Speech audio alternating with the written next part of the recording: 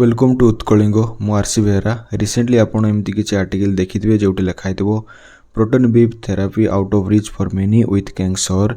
Actually एटा होचे गोटाए cancer treatment. यही video रे मु डिटेल एक्सप्लेन करी about proton beam therapy. Video को स्टार्ट करबा आगरु समस्त को रिक्वेस्ट कि एही चैनल को सब्सक्राइब करंतु।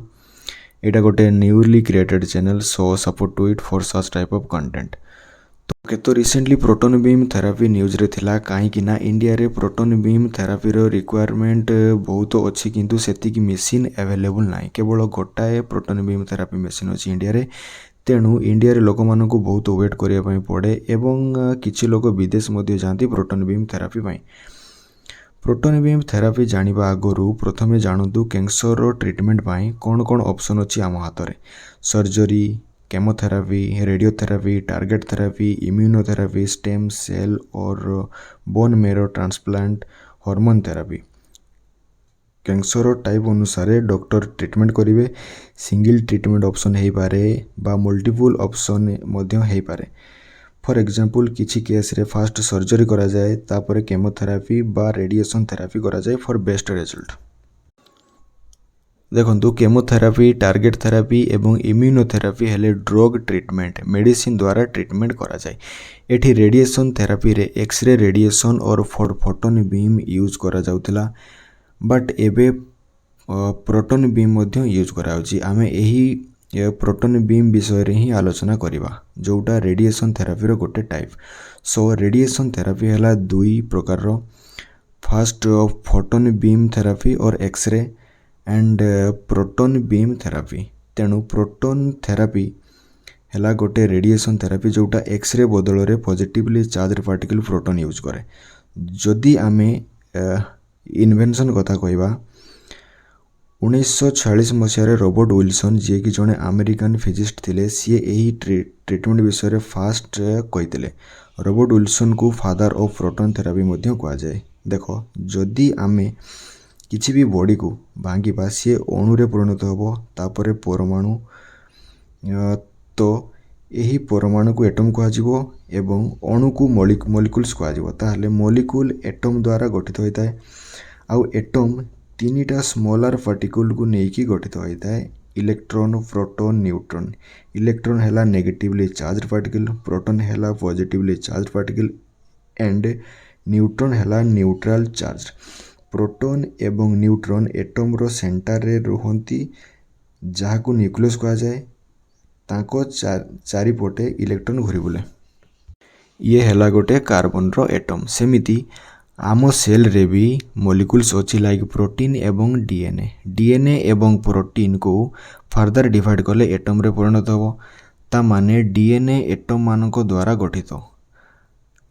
तापर देखंतु सेल डिवीजन माने गोटे सेल रु दुई बा ताडू अधिक सेल रे परिणत हेबा हेउची दुई प्रकार। First mitosis and meiosis. Mitosis रे गोटे सेल दुईटा जेनेटिकली आइडेंटिकल सेल रे परिणत हुए एवं मेयोसिस रे गोटे सेल चारिटा जेनेटिकली डिफरेंट सेल रे परिणत हुए। तो जहाँ भी हो, अनकंट्रोल मिटोसिस द्वारा ट्यूमर और कैंसर होता है। ता माने सिंपल रे कहले अनकंट्रोल सेल डिवीजन द्वारा कैंसर और ट्यूमर होता है। ताहले एटी देखंतु, जदि आमे कैंसर सेल रो एटम को नष्ट कर देबा, ताहले डीएनए नष्ट हो जिवो। देन कैंसर सेल आउ डुप्लिकेट हेई पारिबोनी, काहे कि ना डुप्लिकेट होबा पई डीएनए और जीन रो आवश्यक होवे। तो यही कांसेप्ट ऊपर प्रोटोन बीम थेरापी काम करे। ओके, प्रोटोन बीम थेरापी केमिति काम करे देखंतु। मनुष्यर सबु टिश्यू सेल मॉलिक्यूल्स को नेकी गठित एवं मॉलिक्यूल एटम को नेकी गठित and then atom electron, proton, neutron को नेकी गठित। इलेक्ट्रॉन न्यूक्लियस चारिपटे घूरे, न्यूक्लियस प्रोटॉन एंड न्यूट्रॉन को नेकी गठित। तेणु जेतेबेले एनर्जाइज्ड प्रोटॉन ऑर्बिटिंग इलेक्ट्रॉन देकी पास करे, प्रोटॉन रो पॉजिटिव चार्ज एटम रो नेगेटिव चार्ज इलेक्ट्रॉन को अट्रैक्ट करे, जहाँ द्वारा इलेक्ट्रॉन ऑर्बिट रु बाहरी आसे। ताकू आयोनाइजेशन कहा जाए।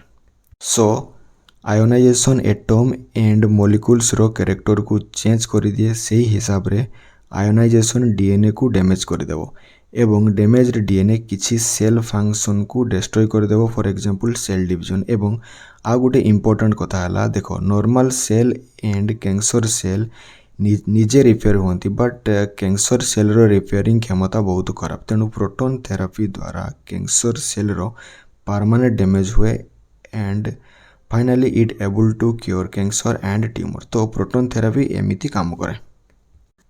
ତାପରେ ଦେଖନ୍ତୁ ପ୍ରୋଟନ୍ ବିମ୍ ଟ୍ୟୁମରରେ ପଡ଼ିଲା ପରେ ତାଠୁ ପାରିବନି, କିନ୍ତୁ ଫୋଟନ୍ ବିମ୍ ମାନେ ଏକ୍ସରେ ଟ୍ୟୁମର ପାରିକି ବଡ଼ିକୁ ବି କ୍ରସ୍ କରିଯିବ। ତେଣୁ ପ୍ରୋଟନ୍ ବିମ୍ ଥେରାପି ଏକ୍ସରେ ଅପେକ୍ଷା ବହୁତ ଭଲ। ଇଏ ଥିଲା ପ୍ରୋଟନ୍ ବିମ୍ ଥେରାପିର ପୁରା ଫଙ୍କସନ୍। ଆଶା କରୁଛି ବୁଝିପାରୁଥିବେ।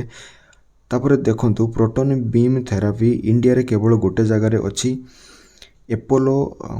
ଏପୋଲୋ ପ୍ରୋଟନ୍ ସେଣ୍ଟର ଇନ୍ ଚେନ୍ନାଇ, ଯେଉଁଟା ଜାନୁଆରୀ 2019ରେ ଇନଷ୍ଟଲ୍ କରାଯାଇଥିଲା। ସରକାରଙ୍କ ତରଫରୁ କୌଣସି ପ୍ରୋଟନ୍ ସେଣ୍ଟର ନାହିଁ, କିନ୍ତୁ ସରକାର 2ଟା ନ୍ୟୁ ମେସିନ୍ ଇନଷ୍ଟଲ୍ କରିବାର ଯୋଜନା ରଖିଛନ୍ତି। ଦେଖାଯାଉ କେବେ ହେଉଛି। ଇଏ ହେଉଛି ନ୍ୟୁଜ୍ ଆର୍ଟିକଲ୍ ଯେତେବେଳେ ପ୍ରୋଟନ୍ ସେଣ୍ଟର ଇନଷ୍ଟଲ୍ ହେଇଥିଲା in 2019।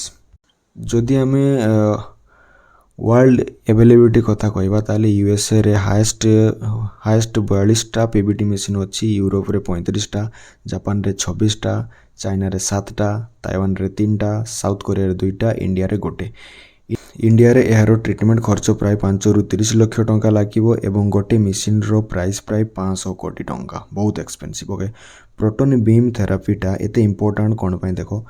International association of cancer registry ଅନୁସାରେ ପ୍ରତ୍ୟେକ ବର୍ଷ ବ୍ରେନ୍ ଟ୍ୟୁମରରେ ପ୍ରାୟ 24,000 ଲୋକ ପ୍ରାଣ ହରାଇଥାନ୍ତି ଏବଂ ଟାଟା ମେମୋରିଆଲ ହସ୍ପିଟାଲ ଡାଟା ଅନୁସାରେ ପ୍ରତ୍ୟେକ ବର୍ଷ ଇଣ୍ଡିଆରେ ପ୍ରାୟ 40,000 ପିଲା କ୍ୟାନ୍ସରର ଶିକାର ହୋଇଥାନ୍ତି ଏବଂ ପାଖାପାଖି 1,400 ପିଲା ପ୍ରୋଟନ୍ ବିମ୍ ଥେରାପି ଦ୍ୱାରା ବେନିଫିଟ୍ ପାଉଛନ୍ତି। ତ ये थिला पूरा video. With this note this is the end of this video. Thank you for watching. Have a good day.